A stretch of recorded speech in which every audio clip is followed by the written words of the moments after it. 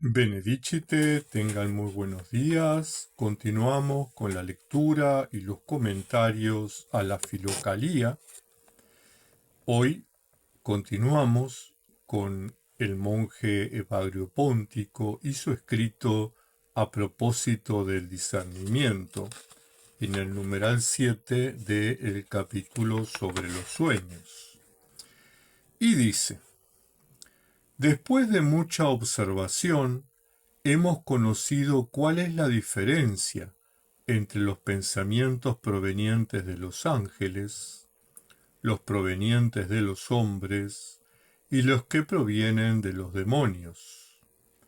Los primeros, los angélicos, observan las varias naturalezas de las cosas y descubren las razones espirituales. Por ejemplo, la razón por la cual el oro fuera creado, esto es, para ser distribuido en las zonas inferiores de la tierra, mezclado con la arena, y ser encontrado con mucho trabajo y fatiga. Y luego vemos cómo, una vez encontrado, es lavado con agua, pasado por el fuego, entregado a las manos de los artesanos, los cuales harán el candelabro de la tienda, el altar, los incensarios y las copas, en las cuales ahora no bebe más, por gracia de nuestro Señor, el rey de Babilonia. Por estos mismos misterios arde el corazón de Cleofás. Pero el pensamiento que nos surge por obra de los demonios no sabe ni comprende todo esto, sino que nos sugiere descaradamente el afán por la posesión del oro sensible, indicándonos todo el placer y la gloria que nos colmarán al tenerlo. En cuanto al pensamiento que proviene del hombre, él mismo no busca la posesión del oro ni se preocupa por entender su significado simbólico, sino que nos introduce en la mente su forma desnuda, sin pasión ni codicia por poseerlo. Lo que decimos del oro es válido también para las otras cosas, cuando este pensamiento es místicamente ejercido según esa regla. Evagrio nos plantea un tema bien importante, que es los pensamientos, y él los divide en tres categorías: los que vienen de la vida espiritual, él dice los pensamientos de los ángeles; los que vienen de la vida de las tinieblas, esas oscuridades que están en la profundidad de nuestro corazón, ¿verdad? Que su origen es el mal. Y Evagrio los asocia a los demonios, el mal, la oscuridad, demonios. Y finalmente habla una tercera categoría de pensamientos, que son los pensamientos de los hombres, del común de los mortales, esa gente que trabaja, come, se reproduce y se muere sin hacer nada en esta vida. Simplemente pasan por la vida. La vida no pasa por ellos. Bien, hay algunos aspectos importantes. Tal vez en este último caso, el pensamiento de los hombres, de los seres humanos, debiéramos ser un poco críticos. Debiéramos tener en cuenta cómo la sociedad, cómo la cultura tiende a masificarnos, tiende a que perdamos esa capacidad ética de tomar posición frente a una u otra cosa, y entonces funcionamos el malón, Somos indiferentes ante temas sustanciales. Todo vale y nada vale. Entramos en el individualismo, en el consumismo, en el no te metas, en el para qué lo vamos a hacer, en justificarnos. Todos lo hacen, todos lo dicen, todos lo piensan. Y entonces es como una primer escalón de esta crítica o de esta autocrítica hacia nosotros, ¿verdad? No crítica hacia el otro, autocrítica, es decir, me critico, me evalúo, me miro, me pongo frente al espejo y me reconozco. Mis pensamientos son de los hombres. Pero esa cuestión de, ¿recuerdan aquel texto de la Escritura cuando Jesús le dice a Pedro, tus pensamientos no son de Dios, vienen de los hombres? Porque Pedro preocupado porque Jesús se arriesgaba, cuando en realidad Jesús estaba preocupado porque la misión que el Padre le había encomendado se llevara a cabo. Muchas veces nosotros en esta vida actuamos así, actuamos con el pensamiento de los hombres. No nos comprometemos porque es más cómodo mirar para el otro lado, no ver al hermano que está pasando hambre, que está pasando frío, que está esperando una mirada, una sonrisa, el hermano que está esperando un apretón de manos, un abrazo. Muchas veces preferimos decir yo, un tema candente en estos momentos, el conflicto en Gaza. Yo oro por Gaza, yo oro por la paz, pero no es suficiente. Primero no es suficiente orar por la paz. Mi abuela decía, a Dios rogando y con el mazo dando. No solo hay que orar por la paz, hay que trabajar por la paz. Bienaventurados los que trabajan por la paz, dice el Evangelio. Mucha gente me ha dicho en este tiempo, ¿y yo qué puedo hacer? Yo vivo en Uruguay, en Argentina, en Chile, esto está pasando en la otra punta del mundo. Podemos hacer muchas cosas. Podemos sensibilizar a nuestros contactos en los medios de comunicación. Podemos sensibilizar a nuestros contactos en las redes sociales. Podemos firmar declaraciones que circulan por el Facebook, por otros medios de Internet, pidiendo la paz, declaraciones que tienen que ver con la defensa de la vida. Y como cristianos tenemos que tomar posición. Defender los derechos humanos y la dignidad humana en Gaza no quiere decir defender el terrorismo de Hamás. Porque los gazatíes que están muriendo, los niñitos de 2 años, de 3 años, de 8 años, de 10 años, de 12 años, que son mutilados, que son muertos, que quedan huérfanos, no son terroristas, son población civil. Entonces debemos tomar posición. Y eso no quiere decir condenar a los judíos. Eso no quiere decir condenar al Estado de Israel. Eso quiere decir condenar el sionismo, un movimiento terrorista que está causando un daño terrible a la población civil.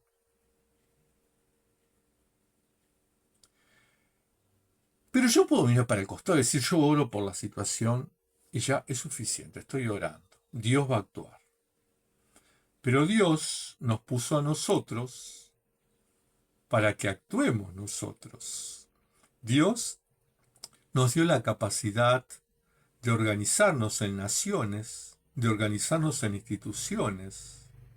Dios nos dio la capacidad de crear el organismo de las Naciones Unidas.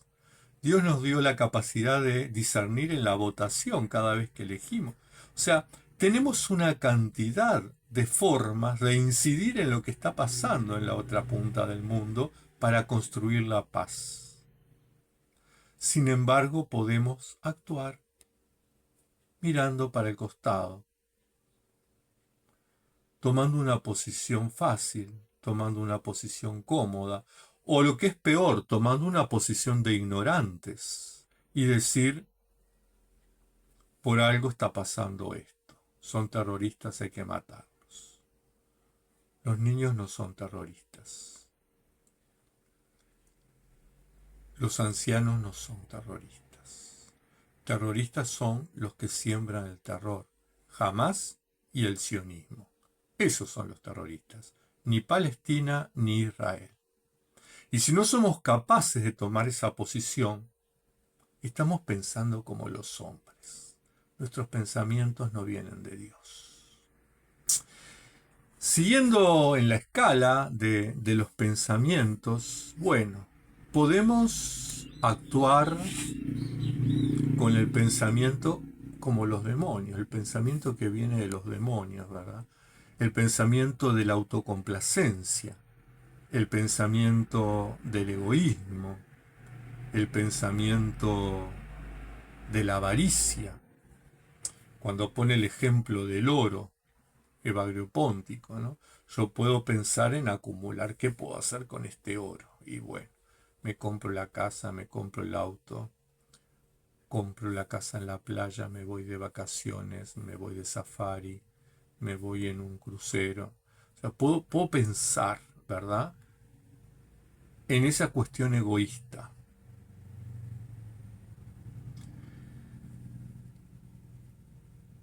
Y finalmente viene el pensamiento de la vida espiritual, que Evagrio Póntico dice el pensamiento angélico, que implica, bueno, ¿cómo puedo ser mejor persona? Esto que es mi tesoro, yo, ¿cómo puedo ser mejor persona? Y entonces tengo instrumentos. Evagrio dice que bueno, que el oro, esa riqueza que Dios puso en nosotros, está ahí, en la tierra, mezclado con arena, implica un proceso. Hay que sacarla, hay que limpiarla, hay que lavarla, hay que ponerla en un artesano y hay que trabajarla para tener un producto. Y ahí está todo el proceso de la vida espiritual. La ascesis es esa limpieza que uno hace, ¿verdad?, a través de la práctica de la oración, del ayuno, de la vigilia, del trabajo, de la lección divina, de la solidaridad, las prácticas de misericordia, la ascesis, el ejercicio. Vamos limpiando el oro, lo vamos puliendo. Pero antes lo lavamos, ¿verdad? Le sacamos la arena para poder trabajarlo, para poder pulirlo. Y eso no es nada más ni nada menos que el agua del bautismo. Somos bautizados, somos lavados. Y después hay un orfebre, alguien que lo trabaja, un artesano, que transforma ese oro en piedra, ese oro bruto, lo transforma en una obra de arte para el culto, ¿verdad? Puede ser el candelabro, el altar, los incensarios. Bueno, ¿cómo nosotros podemos transformarnos en parte de ese templo divino? Yo recuerdo, no sé si les conté alguna vez, en mi familia paterna es de origen todos joyeros. Mi abuelo era el grabador, un tío era el engarzador, otro tío era joyero, mi viejo también.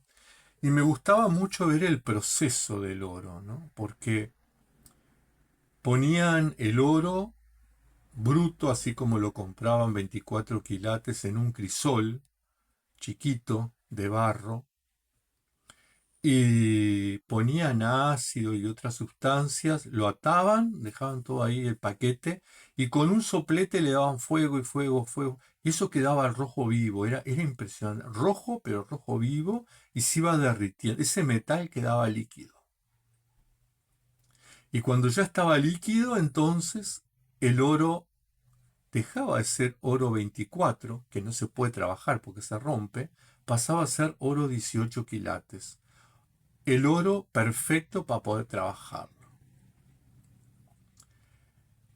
El oro más caro, 18 quilates. Y entonces ahí, cuando se enfriaba, lo pasaban por la laminadora, una máquina que iba afinando ese lingote, ¿verdad?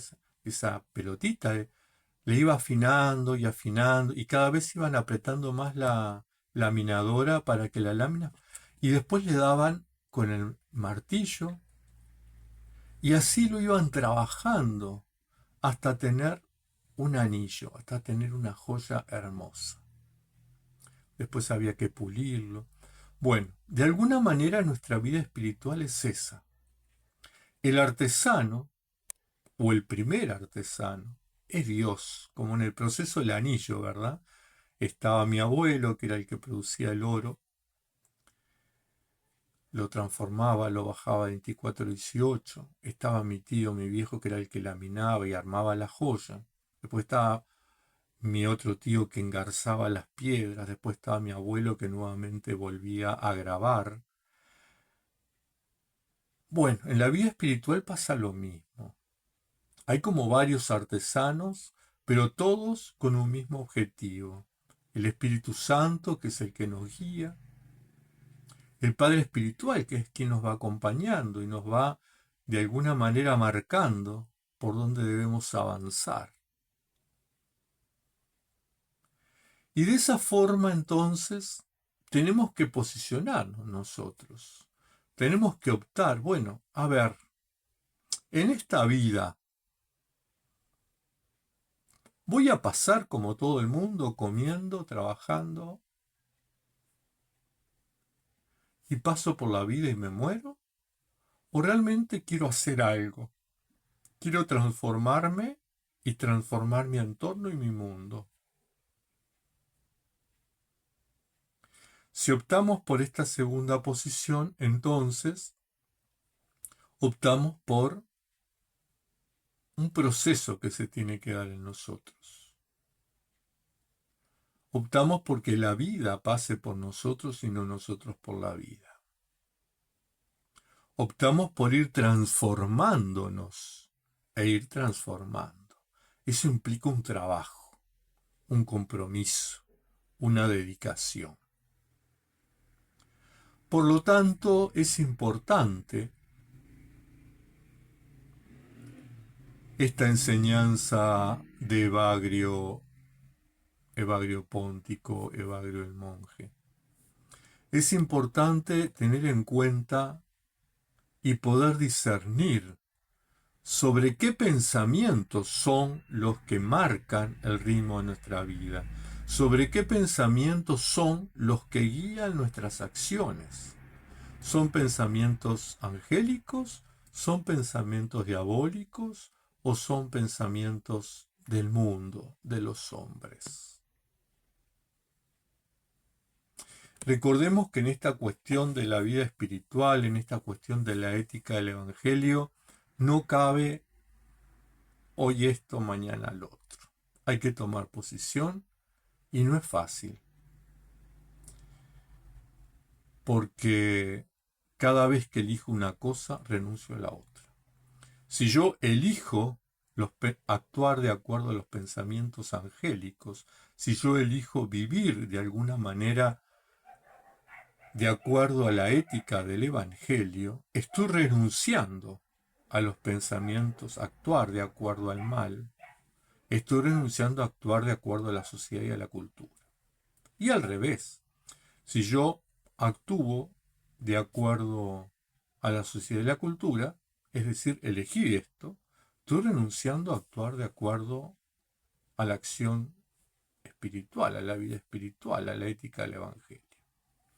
Por lo tanto, es importante tomar posición en este aspecto. Es importante que podamos discernir y que nuestra decisión, producto de un discernimiento serio y responsable, sea acorde a nuestra conciencia, que siempre va a ir alineada a la ética del Evangelio. Porque la conciencia nunca nos va a sugerir actuar el mal.